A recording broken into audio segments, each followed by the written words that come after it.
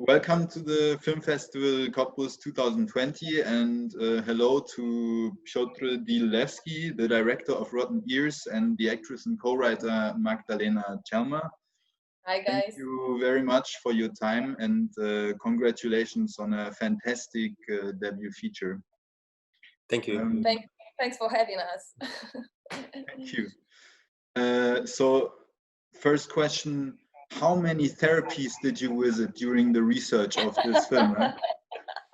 Okay, so Peter is psychologist, so yeah, I studied he psychology. knows that rules. Yeah, I studied psychology, but it was like 10 years ago, so I did not remember everything, and I'm not a therapist, but yeah, but I was on a therapy, and I remember that I was making notes, and then I bought like lots of books. And then we went to a dance therapy. So for prepared to this movie. Yeah.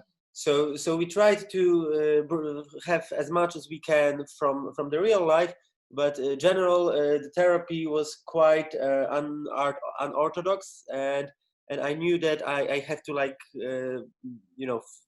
creativity, just think about it, just like imagine the therapy that would be so unusual, and then we make our therapy sessions. And why this film? So what was the inspiration there behind? It was one book. Yeah, it was one book called the Sorcerer by John Fowles, but you know, the life is the best inspiration, and like if you go to a relationship at the beginning, like you always have some doubts. So I remember that one time I was drinking with my friends, and we were all drinking some shots, and then they say that, oh, I have a problem with my girlfriend. Oh, also I have a problem with my girlfriend. And like everybody has a problem with the girlfriends, and girlfriends has a problem with their boyfriends. And it's just like people don't communicate, you know. And this is like, I wanted to make a simple story, but also as complex as it could be. Like I was trying not to tell so many answers, but to ask questions, how you would react as a character, and I think that the John Fowles was the basic, but being consciousness and mindfulness about what it's around you, it was like the very, very good experience. And you wrote the screenplay together. So how was your writing process? What did it look like? Yeah. Mm-hmm. I started to work with Peter after fourth draft, I think. So he started, and he was imaginer. But I helped him with writing with the dialogues, and we talked a lot about solutions of particular scenes. So yeah, it's great to be an actress, also being a writer. So I can help him, and I did it. I think that was a great experience for each other. Yeah, but it was quite hard at the beginning, I would say, because I said to Maria, okay, just look at it and just say something about the dialogues. And she was like, oh, the dialogues are bad here, but there. People but, don't. No, but you said like, oh, but my character, Marzena, wouldn't say like this because she's in another mood. And I said, okay, so what mood? And we were like, it was good because I really love this sense of work when you are like arguing a little bit, like pushing each other, but gently and with respect. But at the end, the character is more like realistic, you know, like more alive. Yeah, that's the danger when you have one of the main actors writing, you know, because she knows she will act that, right? So that it's true. But also when we were on the set, like we had time for everybody because it's not a it's not a secret that our movie was totally low budget movie, and I paid by my own money, so it was very hard for us, and we have like bad conditions. We have 10 days. We had just 10 we days. didn't have any lights and so on, but we thought of making all of this like disadvantages, make it to advantage, you know, like make it to something unique. And because we didn't have any lights, we have much more time to work on a screenplay with I had much more time to work with a screenplay with actors. So before every scene, we were talking about what are your like not inspiration, but drivers from your character to act this way, and so on.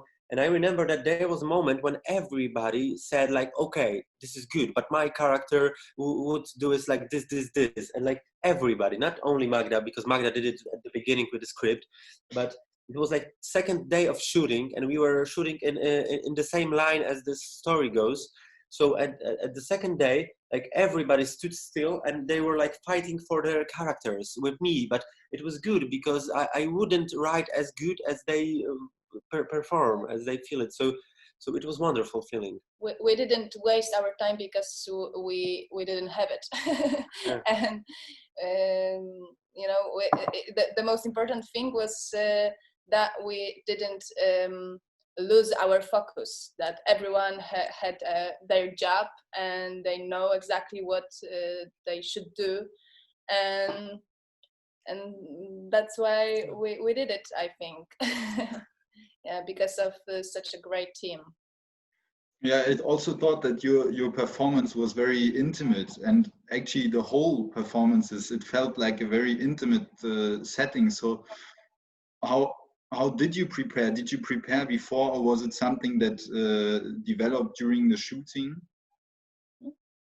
But it's for me. It's for Magda. Like how did you prepare for your role? How did you prepare with the other actors?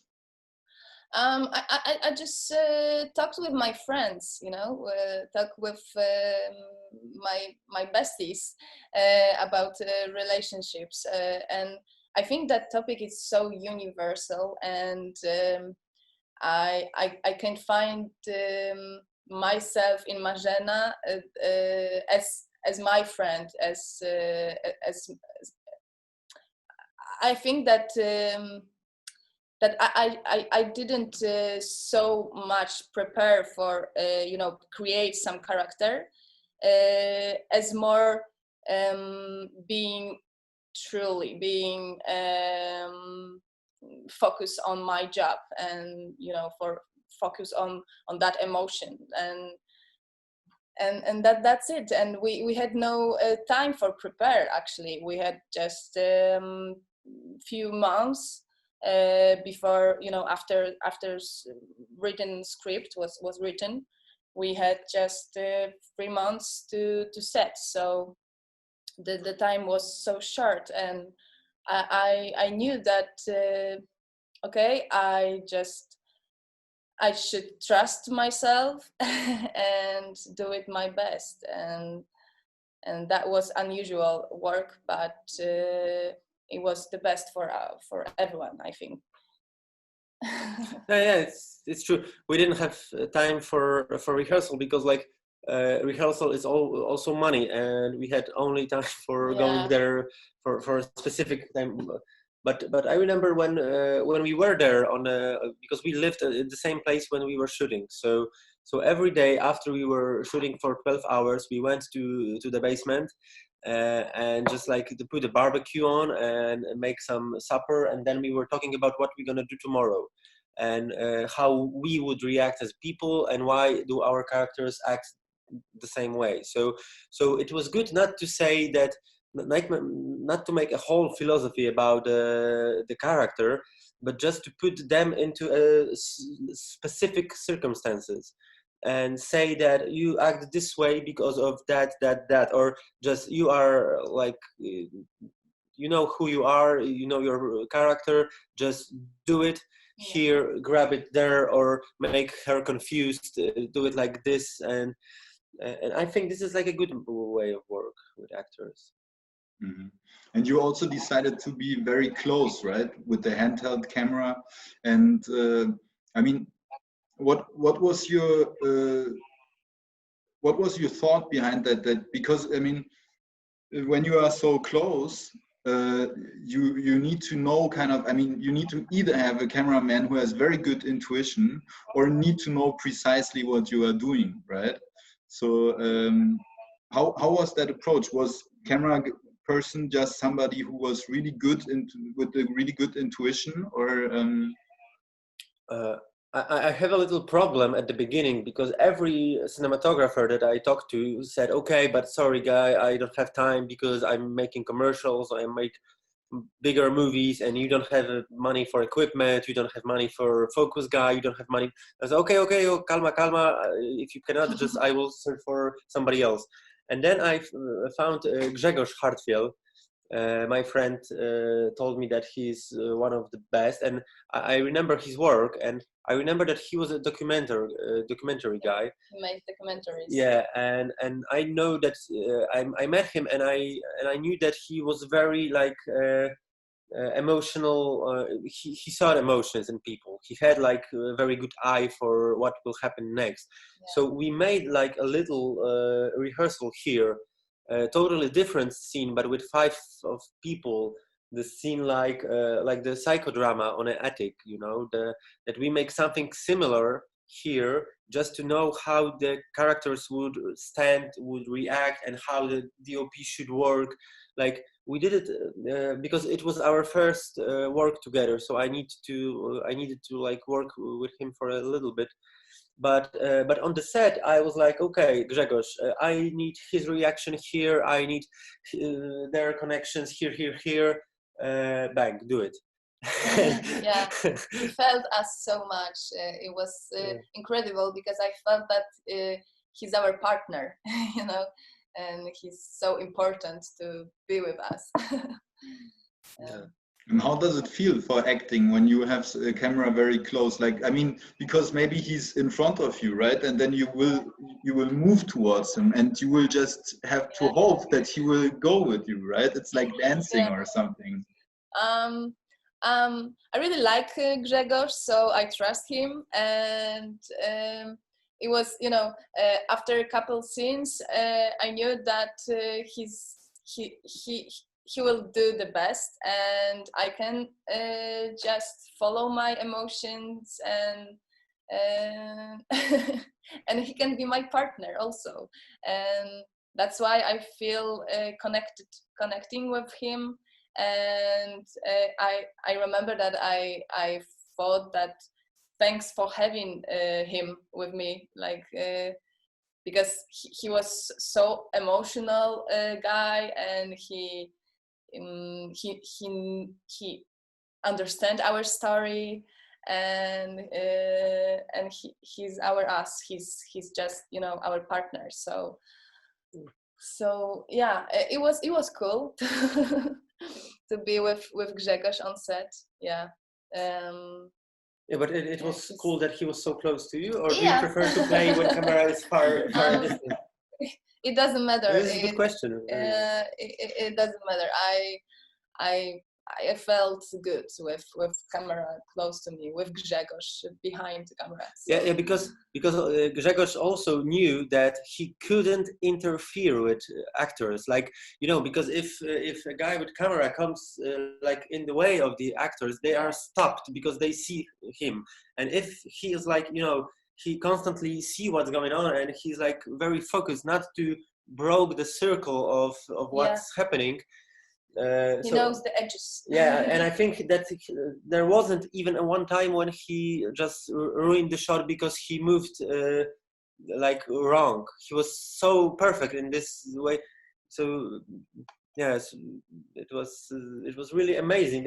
I couldn't expect at the beginning. I thought it was gonna be much more difficult for the OP on Rotten Ears, but I know that Grzegorz did a wonderful job, and it wasn't so hard for him also. Yeah. But also it was hard because he had a camera on his shoulder for 12 hours a day, and he's very little guy. So, but Yeah, and one of actors was a big guy, and it was hard for our DOP to constantly like this. Yeah. Like, where is Miko? But every day after 12 hours of going with camera on the back, he went to a lake and he was swimming for half an hour, and probably that was the one thing that saved him. Yeah. Right. Yeah. And what were your thoughts on that turning right before the end? Do you think that there's something about it that humans, especially when they have no immediate needs like financial or social dilemmas, that they need to see like an existential drama to see the greatness of the life they're living? Yeah, I think that if you want to change something in your life, you have to push your boundaries very much, because only in an extreme situation we change ourselves. So yeah, I think that the characters in the movie wouldn't change if the whole twist wasn't so strong. Like only when they like talk with a therapist and so on in 24 hours, it's impossible to change anything really. But people want to change everything, if not, it's like a very rapid world, so you can like go right. If your partner is wrong, you can take a Tinder and you can swipe it and take another one. It costs like 10 minutes, so it's easier to not like push yourself, and I think that that main mission about maybe not mission, but the main motto about Rotten Years is to push yourself and trying to be the best as you can, not always when it's convenience to you, like without money. But it's a very hard question, because the therapy like the movie that you go for a weekend and then the therapist make some crazy weirdo stuff to you, that they happen, and I don't know, as a psychologist, I don't know if they are good or bad, really, because I don't know the therapist, I don't know the context, I don't know the couple. But I know that if you want also to work with psychology of somebody, you have to be very patient and to be very wise, because you can destroy somebody, because our minds are very delightful. Yeah.